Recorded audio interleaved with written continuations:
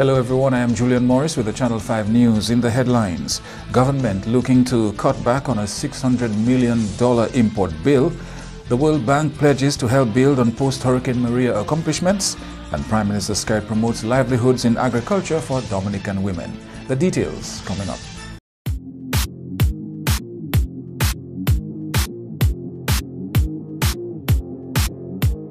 Rudolph Thomas Enterprise in Portsmouth, your suppliers of building materials and hardware products. Over 20 years experience in the business. Rudolph Thomas has lumber and plywood, galvanized and fenced pipe. Check out Rudolph Thomas for ceramic and vinyl floor and wall tiles, nails, nuts and bolts, paint and painting supplies. And check out their line of electrical and hand tools. Go now to Rudolph Thomas on 1240 Bay Street in Portsmouth. Do you need more cash for that home improvement? Then come to Fast Cash, where we give you more. At Fast Cash, our customers get more funds and more time to repay. But wait, can't come to us? We'll come to you, and our mobile officer will get you on your way. Small businesses, consumers, and taxi owners, Fast Cash has more for everyone. Simply call or visit any of our locations for more. Smarter, faster, better. Fast Cash. Terms and conditions apply.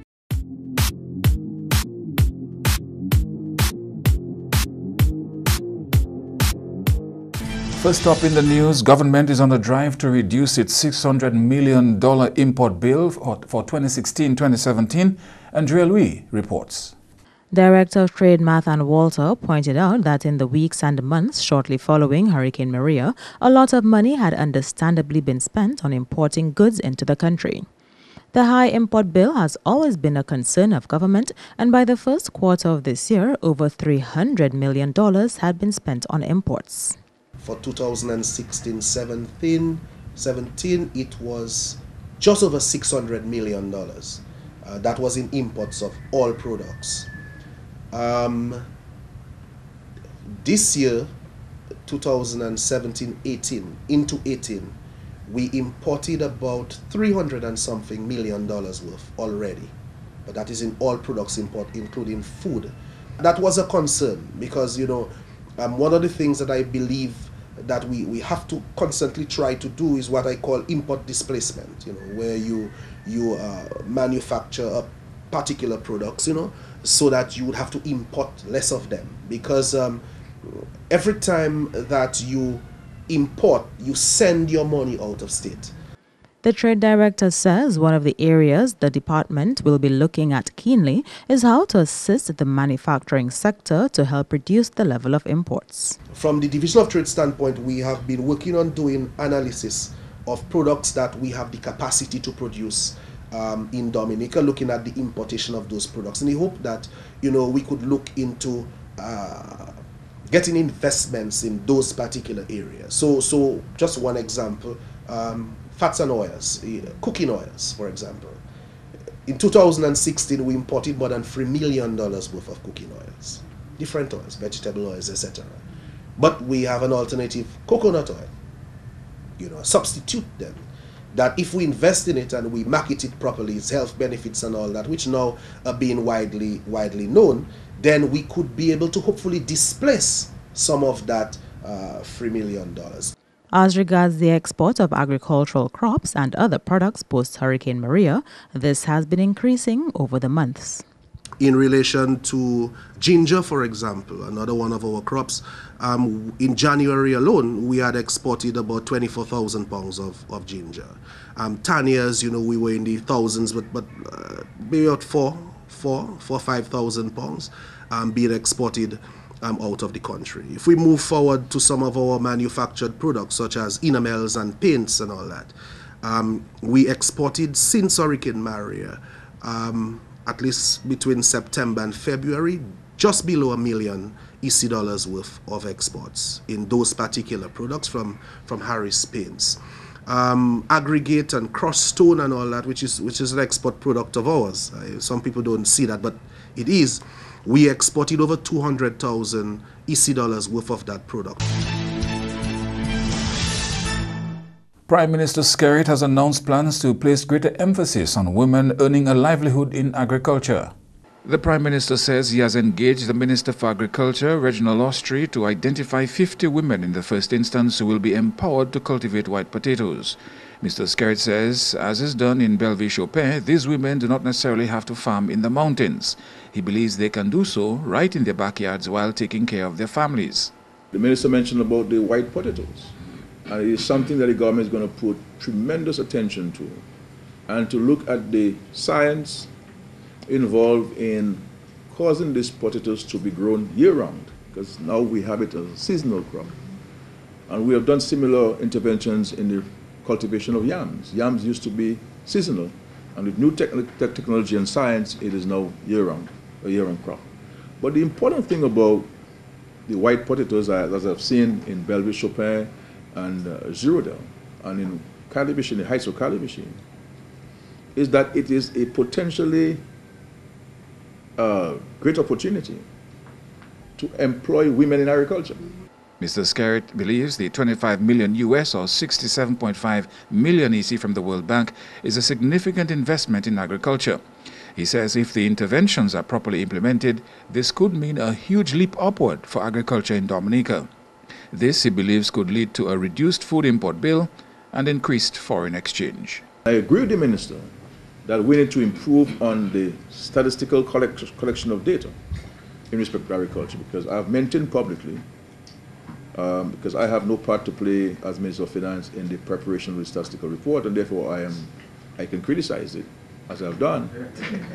But I always believe, and it's not a personal criticism of the staff or anybody, I always believe that we are not reporting adequately the impact of agriculture on the economy. And we need to address the issue of the collection of data. We had a program, AIMS, Agriculture Information Management System, but it was never carried through.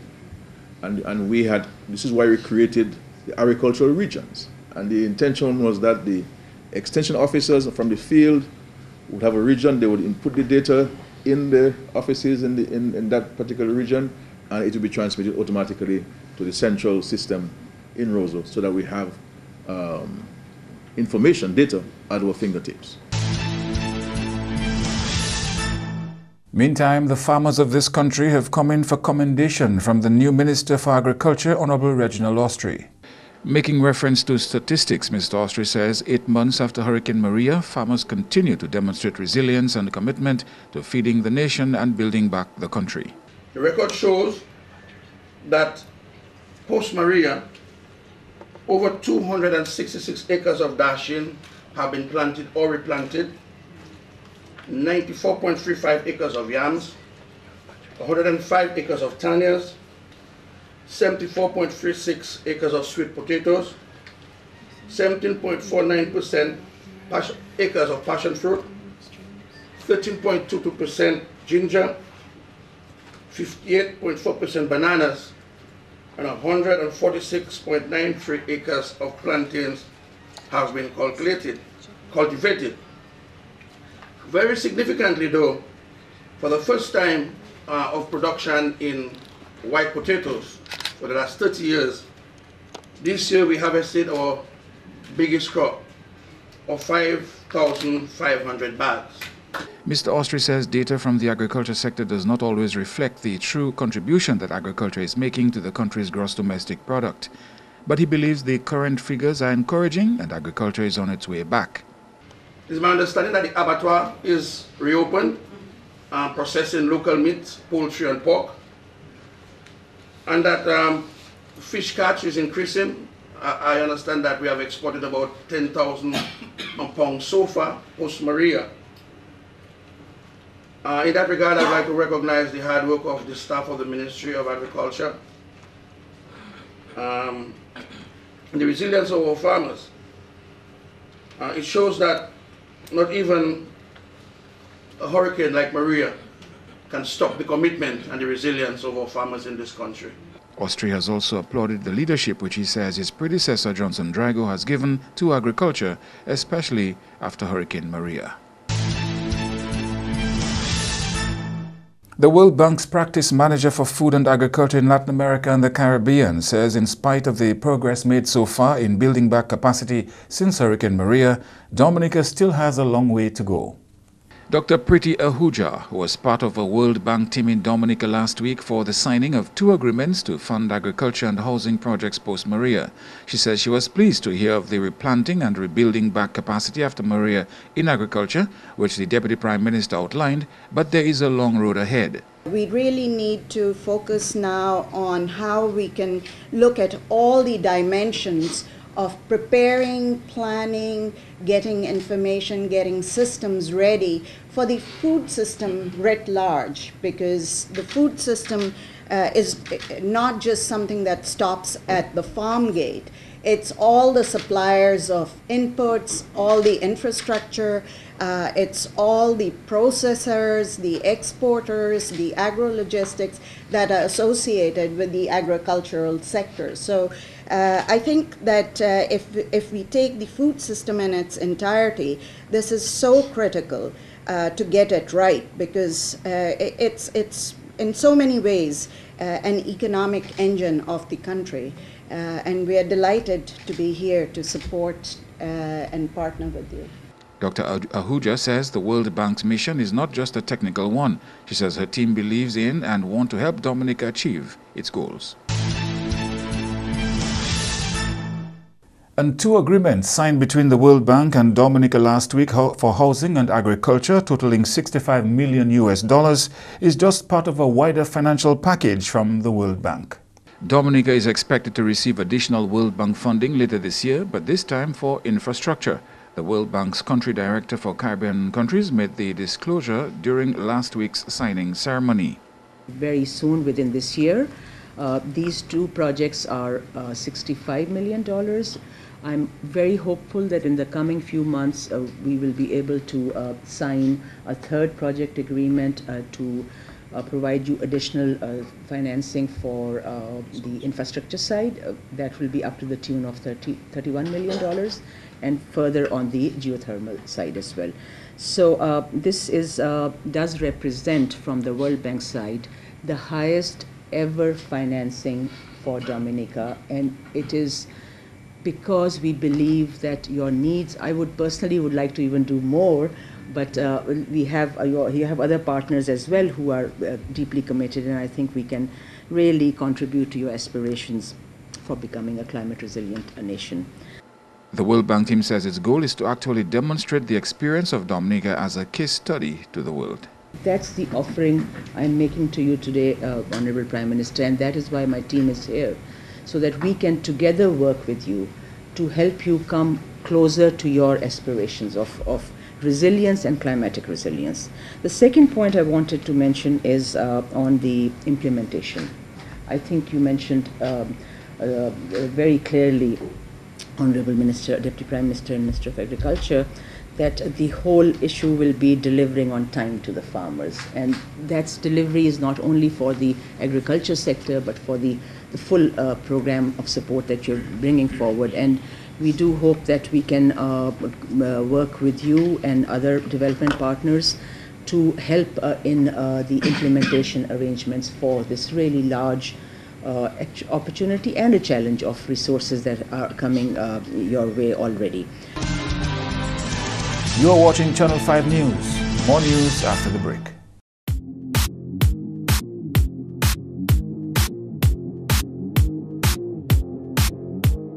M&J Covering is the producer of designed galvanized and galvalume in Dominica. They design to your specifications, color and length, 4 styles of galvanized and galvalume pre-painted roofing sheets as requested, and supply all your galvalume accessories. M&J Covering helps you control spending and reduce waste. At M&J Covering, they are also equipped to build your roof to precise standards anywhere on island. So come to M&J Covering at 1 Mile in Portsmouth or call 445-5001-275-5003 today. There are signs everywhere. Pay attention whether you're male or female. Visit your health center to get screened. It's a preliminary test to determine if you are exposed to the HIV virus, an STI, or tuberculosis. Some people who are HIV positive also have tuberculosis. But there's hope. Tuberculosis can be cured. And yes, you can live a full life with HIV. Talk to your doctor. Be responsible. Help stop the spread of TB, HIV. Encourage everyone to get tested.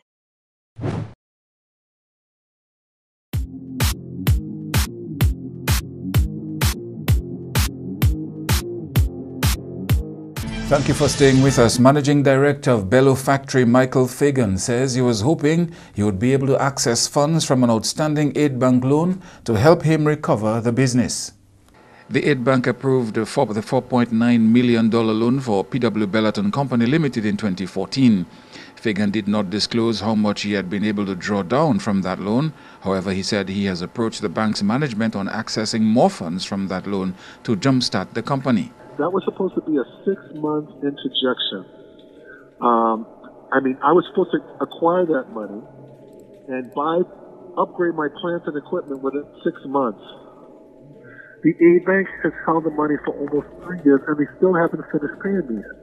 As a matter of fact, I asked them for that money so that I could salvage PW Bellaton Company. When I came back in November, after leaving in late September, okay? Yeah. I came back in late November, and I went to see everybody, including high government officials. Further compounding Fagan's financial woes is that the company was uninsured. He says he has had a long-standing financial challenge because he has not been able to access funds in a timely manner from the existing Aid Bank loan.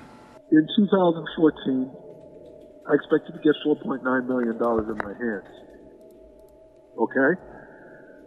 That meant that I would have upgraded the plant.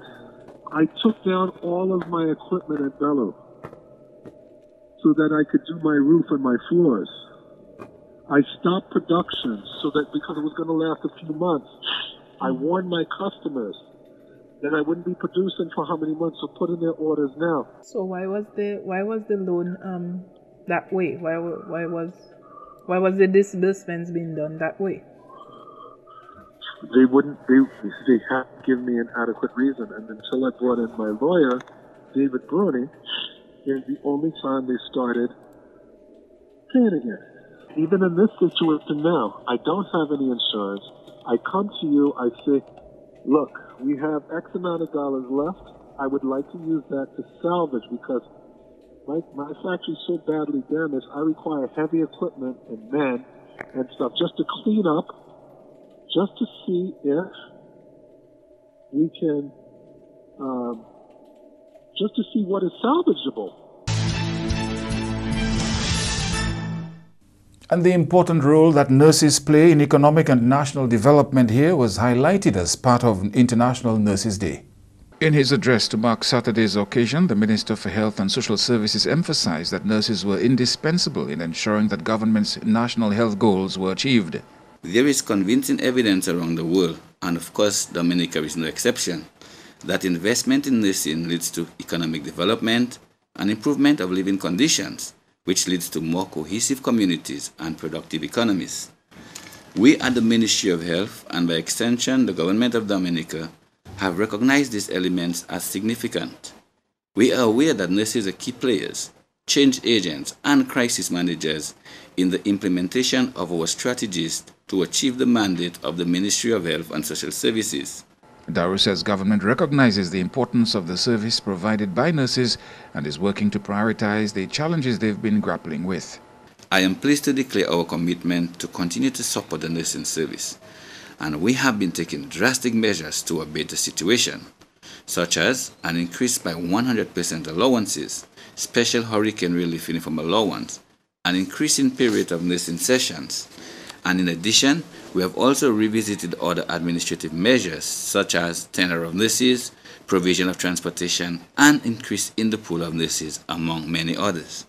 In light of these, we would like to encourage you nurses to continue to dedicate yourself to delivering outstanding patient and client care. In other news, a team from the CARICOM Secretariat is describing a visit here as successful. The Deputy Secretary General of CARICOM was here with her team to sensitize various stakeholders on the results-based management system, RBM. Dr. Manoma Sugnandan says the information compiled from the visit in Dominica will be useful in the awareness campaign in other member states. We also had a short meeting with the Prime Minister, and that indicated very much the interest of Dominica in CARICOM and what we came to do here, you know. And the Prime Minister, for example, mentioned the issue about statistics in agriculture, how important it is, and also the environmental resilience, climate resilience, and those two items are also priorities, are also part of the regional priority. After Dominica, we are also visiting other member states, and we are taking the experiences that we've had in Dominica, of course, and that enriched us. It's value adding when we go to the other member states.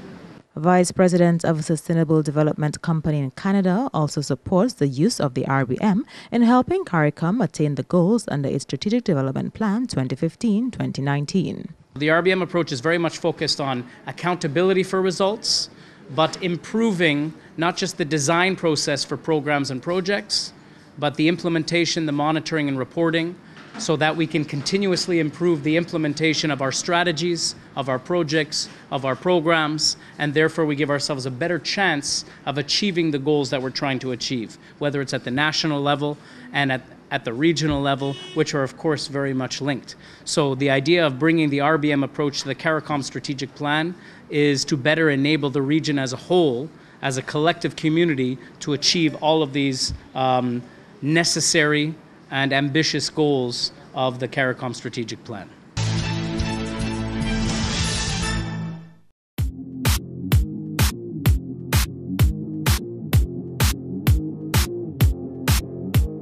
To end the news, the headlines again: government looking to cut back on a $600 million import bill. The World Bank pledges to help build on post-Hurricane Maria accomplishments. And Prime Minister Skerrit promotes livelihoods in agriculture for Dominican women. Feel free to contact us at news@mapping2k4.com. You can access our past newscasts on our YouTube channel. On behalf of the production team, I am Julian Morris. Thank you for watching. Join us tomorrow.